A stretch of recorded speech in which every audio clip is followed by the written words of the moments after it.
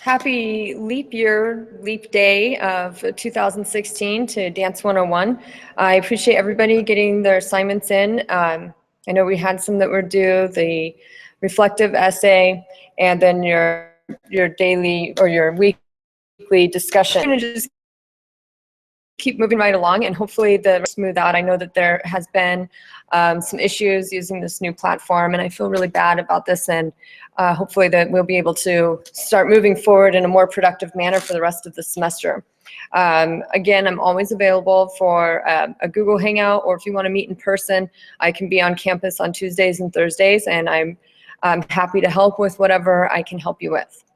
So with that being said, we've, just as a recap, we've gone through the evolution of, almost 500 years of ballet up to Serge Diaghilev and the Ballet Russe into Ballet Russe de Monte Carlo.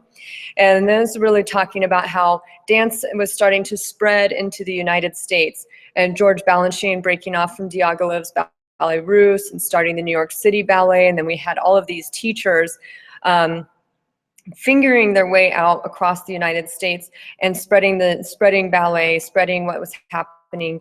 Balanchine then he decided to take away some of the extravagant sets and costuming Diaghilev and the Ballet Russe de Monte Carlo were known for, and really streamlined everything and making it a celebration of the music. He was known for his very fast footwork and high leg extensions. And then into 1963, he became known for putting very, very thin ballerinas on stage. And so it was 1963 that we sort of had this body type ideal of the hyper thin ballerina.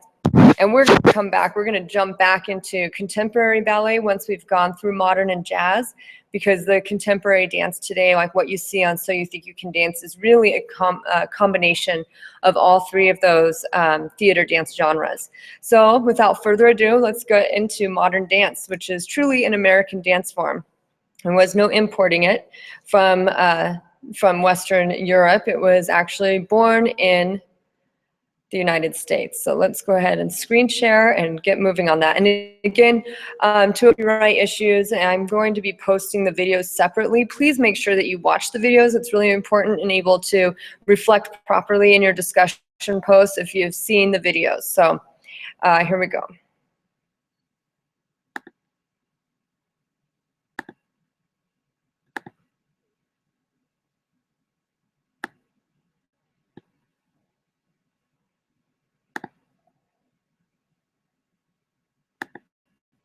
Okay, so we have the founder of modern dance, okay? Oops. Let's go back. The founder of modern dance, Isadora Duncan. So what she did is she actually was training in ballet. She was training in ballet, and she then decided that the ballet dance was not modern enough, it wasn't politically active enough, and that it represented this bygone era of took off the ballet shoes, she took her hair out of her bun, she wore these like Greek tunic, see-through gauzy dresses, and this is what and then she began trying to make movement up from a more organic and natural space instead of the 5 positions that were codified by Louis XIV.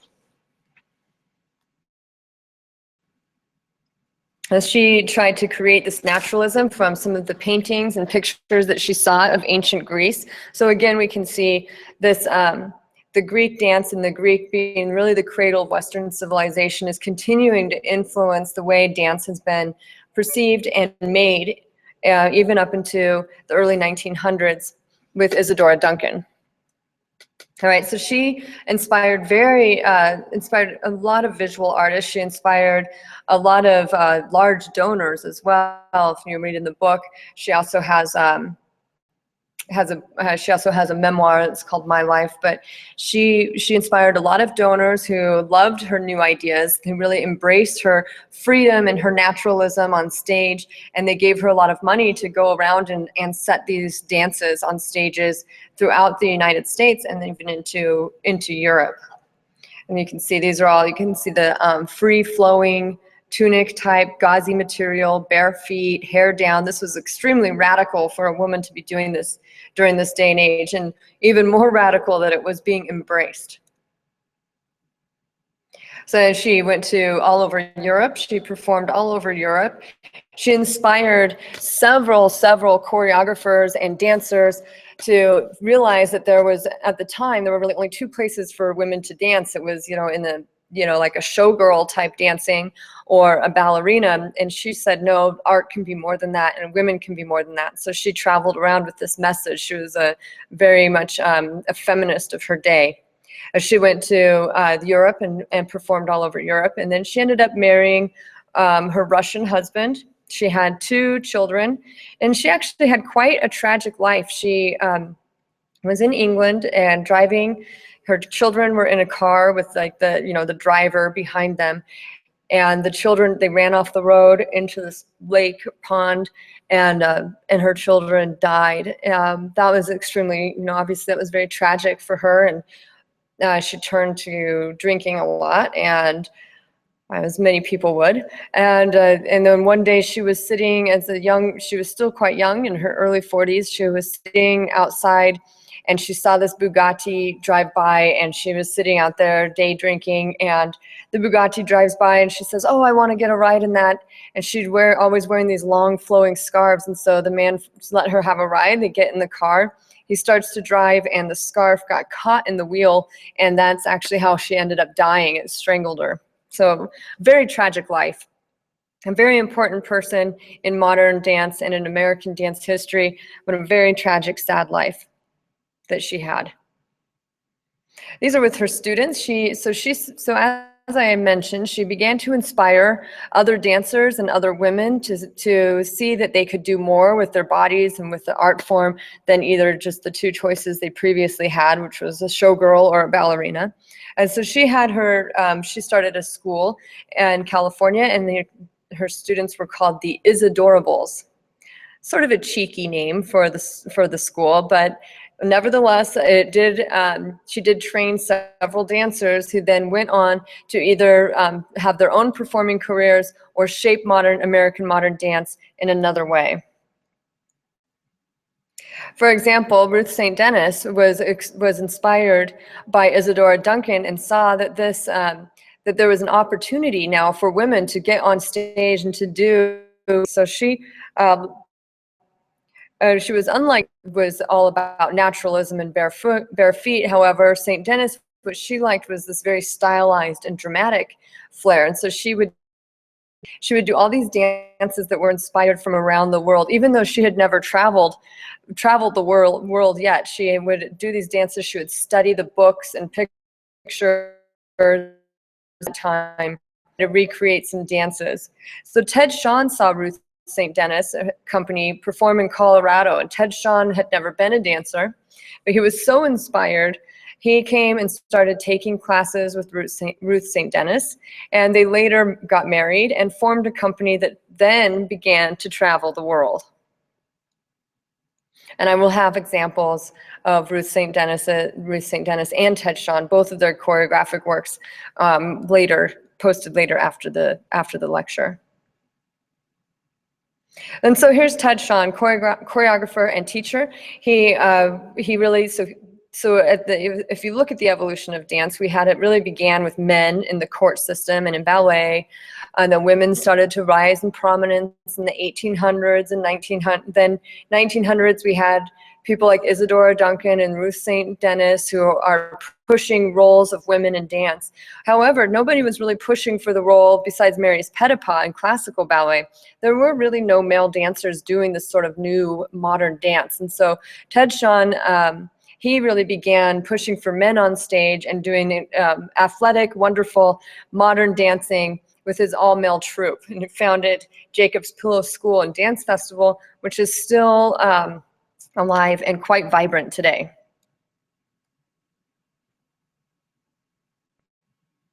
And we had these people, Francois Delsarte and Delcroze, who began also studying movement and studying the meaning behind the movement. So when ballet, we never really questioned what each meaning was. But with modern dance, because it was inherently more expressive and organic to each human, they started to come in and look at how are people doing improvisation, which means they are just making up a dance on the fly, just on the, you know, on the moment. And they would start looking at gestures and movements that began to be sort of representative of human emotions. So here's some of the drawings. So we would have, you know, mourning and supplication, horror, flight, attack, these things that, you know, these sort of inherent human experiences and what they began to look like when people express them in their bodies.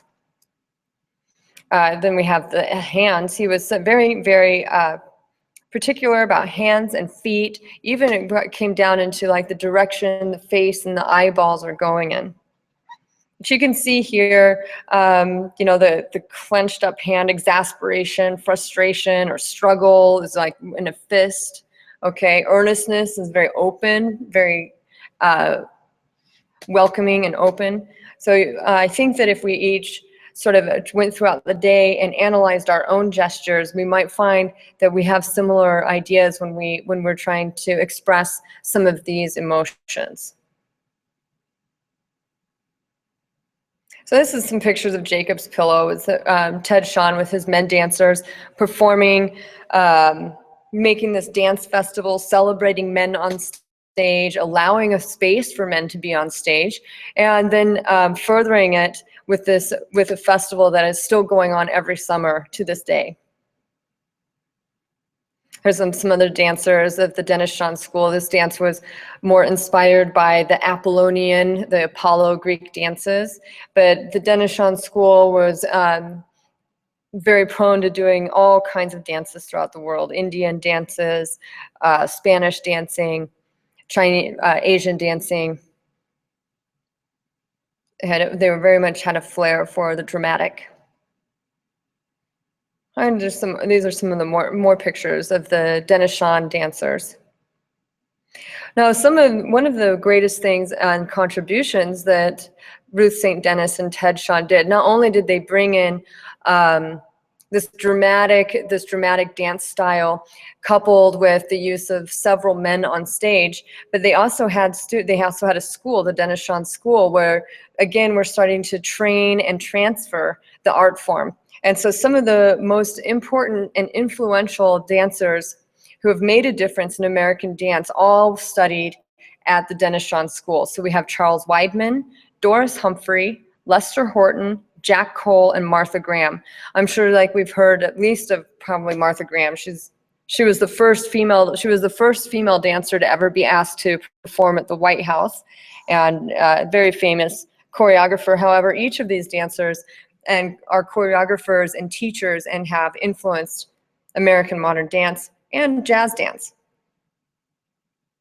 So we'll take Lester Horton first. So Lester Horton, he created his technique in the 1940s. Now his technique is an extremely athletic and very much into proper alignment and strengthening of the body. So he was very much into anatomically correct so that you could keep dancing for a long time. And so some of the dancers that he trained, for most notably Bella Lewitsky and Alvin Ailey, I believe Lester Horton was in their life. So I will have Alvin Ailey on video for you to watch. So you can see Alvin Ailey came up with this all very diverse dance company, and it is still happening today. The Alvin Ailey American Dance Theater was just recognized on NPR last week, and great performances, and with their new artistic director, Robert Battle.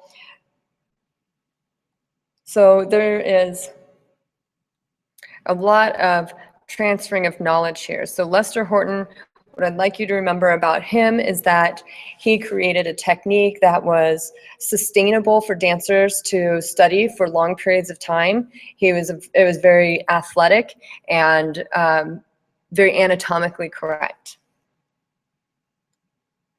Now, Charles Weidman, he was more interested in putting props and costumes and comedy and exploring those sorts of things on stage, you know, coupling them with the technique and the modern dance that he was learning with Ruth St. Denis. So he did very much like more postmodern work, which means he was questioning what is dance and who is the meaning, who makes up the meaning of the dance, if it was the choreographer or the audience. And so he would put on very different, alternative, almost pedestrian-like movement on stage. Now, Jack Cole, he also studied with the Denishan School of Dance, but he had a very he had a very sensual dance style, and he began working with Broadway and then with Hollywood. And so he's the one who worked with Marilyn Monroe, getting her to with that more sensual, adding in isolations. He studied in other countries, in India, and began to isolate his body, and then his dance style just organically evolved out of his own studies between the Denishan School of Dance and the Indian dance that he was studying, and it became much more grounded. He used lots of isolations at the torso and the shoulders and the head, and very sensual and sexy. And so for Hollywood, these things sort of came together, and he is now known as the trailblazer for jazz dance. But he started out as a modern dancer. Now, Doris Humphrey, she is credited with coming up with the technique of fall and recovery. She believed that all of life was about falling down and your resiliency, and that's what she believed made dance exciting on stage, is to see that falling down and that human nature of the resiliency to rise up again. And so that's really, so when we think of modern dance, there are certain aspects that has, it's a very naturalist, which Isadora Duncan really explored that. It can be very dramatic, which Ted, Sean, and Ruth St. Denis explored. And then we have Jack Cole, who's going into isolating body parts, and Lester Horton, who's really trying to extend and lengthen the muscles and come up with anatomically correct, and Doris Humphrey, who brings in this rise and fall. All right, some of her famous, so she worked a lot with Charles Weidman, and one of her most famous students was Jose Limon. Jose Limon is no longer alive. However, he has a dance company, the Jose Limon Dance Company, that is extremely famous and travels throughout the world even to this day. And then we have Martha Graham, probably the most famous figure in modern dance besides Isadora Duncan. And she was interesting. So her father was a psychologist and wouldn't allow her to study dance. He thought it was silly and pointless. And she was also, and he was a Freudian psychology. So he studied a lot of Freud and some of these impulses and internal manifestations. And so when her father died, when she was still a young woman, she went and started studying with the Denishan School of Dance. And so she is the one who, she believes, like, all of your emotions and all of your ideas and everything is going to come from your gut, okay, from deep in the gut. And so she has this propulsion of the spine, calling contraction and release, where you contract over or you open up and you release. And that's what her most famous contribution, besides all of her prolific choreography. She lived to be 83. She had several husbands and partners throughout her life, and she never had any children, and she eventually became an alcoholic and died in her 80s. But in the meantime, she was extremely influential and was, like I had mentioned earlier, the very first woman to be asked to perform at the White House. So we're going to stop there for today. We're going to start going into the German modernists. I will lecture on that later this week. And I hope that you are all well and not getting that sick stomach bug crud that's going around everywhere, and that this platform is becoming easier to use and we have less problems throughout the semester. Again, please email me, or if you'd like to meet in person, I'm happy to do that. Let's go ahead and go back here. So I will post the videos that I would like you to watch, and there is a modern dance assignment, that a discussion post, so we'll do that. And again, if you have any questions or problems or comments, or need help with anything, please let me know, and I look forward to seeing you soon. Thanks.